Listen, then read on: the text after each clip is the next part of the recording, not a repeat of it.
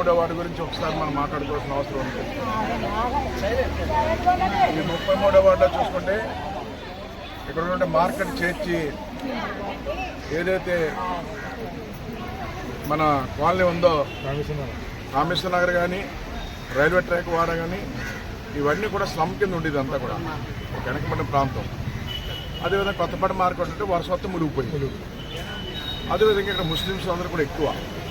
అన్నీ కూడా రెండు రకాలుగా ఈ ప్రాంతం వరుస వస్తే కామేశ్వర నగర్ మునిగిపోయేది, అన్ని ప్రాంతాలు మునిగిపోయేది, మార్కెట్ కూడా మునిగిపోయేది. మార్కెట్కి ఎవరు వెళ్ళిపోయేవారు. అలాంటిది కామేశ్వర నగర్లో కనీసం మంచినీళ్ళు కూడా కొలాయిలు సరిగ్గా ఉండేవి కాదు. అలాంటి పరిస్థితి వచ్చిన తర్వాత తెలుగుదేశం ప్రభుత్వం వచ్చిన తర్వాత నేను ఎమ్మెల్యే అయిన తర్వాత కామేశ్వర నగర్లో సిమెంట్ రోడ్లు వేయించాం. కామేశ్వర నగర్లో పట్టాలు కూడా లేవు. అప్పుడు పట్టాలు ఇప్పించాను, హౌసింగ్ లోన్ ఇప్పించాను, ఇల్లు కట్టుకున్నారు, ఎలక్ట్రికల్ స్తంభాలు వేసి కరెంట్ ఇచ్చాం. వాళ్ళందరూ సంతోషంగా. ఆఖరికి ఫిష్ మార్కెట్ కూడా ఈ రాష్ట్రంలో ఎక్కడా ఉండదండి అలాంటి మార్కెట్. అవునా కదమ్మా? ఫిష్ మార్కెట్ కూడా కట్టించి అక్కడ నెంబర్ 1గా తయారు చేస్తే చాలామంది హైదరాబాద్ వాళ్ళు వచ్చినప్పుడు హైదరాబాద్లో కూడా చెప్పారు, మా హైదరాబాద్లో కూడా ఇంత నీట్గా ఉన్న ఫిష్ మార్కెట్ ఎక్కడా లేదని చెప్పారు. ఆ విధంగా ఫిష్ మార్కెట్ డెవలప్. అదేవిధంగా ముస్లిం సోదరులు ఉన్నారు, వాళ్ళకి అక్కడ సాధికానా కావాలన్నారు, సాధికానా కట్టించాం. ఆ విధంగా వాట్ అంతా కూడా ఒక ప్రణాళికబద్ధంగా డెవలప్ చేస్తాం. పేదవాళ్ళకి కుళాయి లేకపోతే ఫ్రీగా కుళాయిలు వేయించాం, అన్ని విధాలుగా డెవలప్ చేస్తాం. ఈరోజు డెవలప్ చేస్తాం, అన్నీ చేస్తాం, సంక్షేమం ఇచ్చాం, అన్నీ ఇచ్చాం. జగన్మోహన్ రెడ్డి ప్రభుత్వం వచ్చింది. ఈరోజు ఏ ఇంటికి వెళ్ళినప్పుడు కూడా ఒకటే చెప్తున్నారు, బాబు జగన్మోహన్ రెడ్డి వచ్చిన తర్వాత కరెంటు బిల్లు పెరిగిపోయింది, ఇంటి పన్నులు పెంచేశాడు, నిత్యావసర రేట్లు పెరిగిపోయి, చెత్త మీద పన్ను డబ్బులు తీసుకున్నాడు.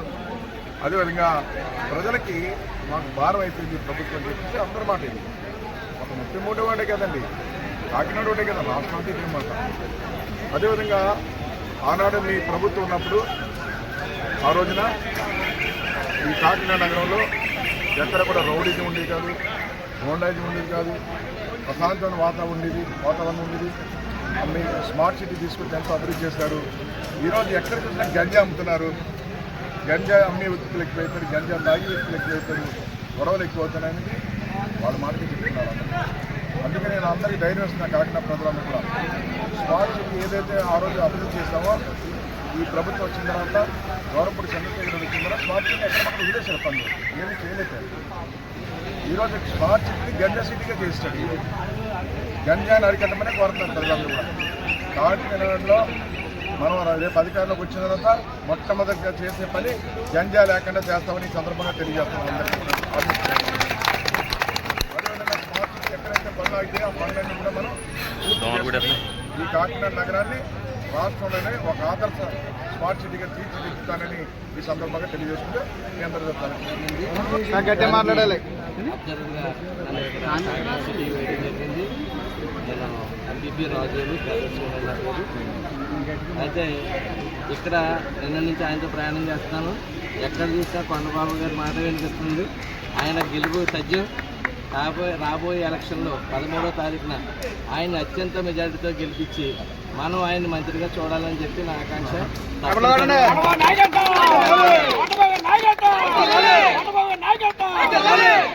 ప్రతి వర్గం వారు, ప్రతి కులం వారు కూడా గతంలో ఈయన ఎంత అభివృద్ధి చేశారు మన కాకినాడ ఆంధ్రప్రదేశ్. కాబట్టి ఈ దుర్మార్గుడు పాలన పోవాలంటే కొండబాబు గారు రావాలి.